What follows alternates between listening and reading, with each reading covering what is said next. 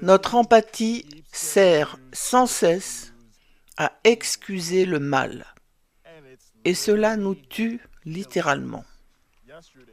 Hier, je vous ai montré comment les médias libéraux ont ignoré le meurtre d'une femme ukrainienne blanche par un homme noir et le double standard racial dans leur couverture médiatique.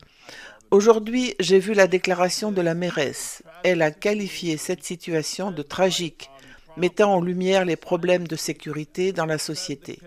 Elle a déclaré que le meurtrier souffrait depuis longtemps de troubles mentaux et traversait une crise. Elle a déclaré que nous ne devrions pas diaboliser ceux qui souffrent de troubles mentaux et que les maladies mentales doivent être traitées avec la même compassion que le cancer. Elle n'a fait aucune mention du casier judiciaire du meurtrier. C'est un argument émotionnel classique. Quand quelqu'un commet un acte malveillant, on nous dit d'être empathique. L'accent est mis sur des problèmes systémiques indépendants de leur volonté, plutôt que sur les facteurs qu'ils peuvent contrôler. On nous enseigne à ne pas les diaboliser. On nous dit de les appeler sans domicile fixe, plutôt que sans abri, changeant ainsi les termes plutôt que de résoudre le problème.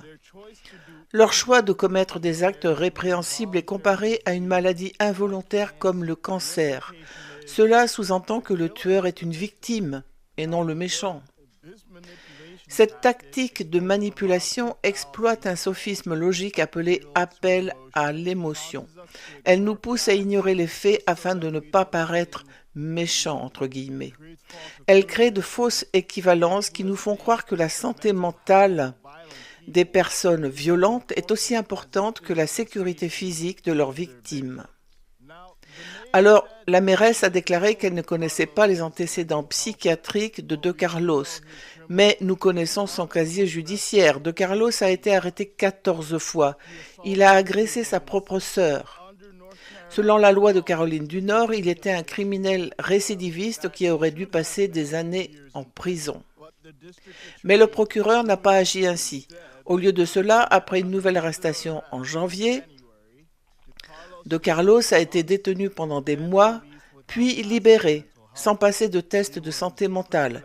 Il a été remis en liberté et aujourd'hui une femme qui avait fui l'Ukraine pour échapper à la mort l'a trouvé ici.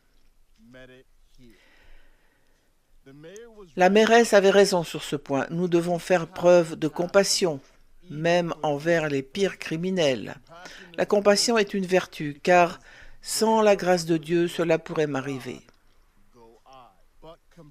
Mais la compassion sans conséquence est un vice.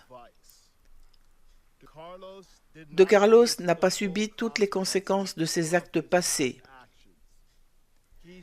Il aurait dû être mis en prison, pas dans un bus. Il aurait dû être incarcéré, non par vengeance, mais pour le protéger lui et tous ceux qui l'entouraient.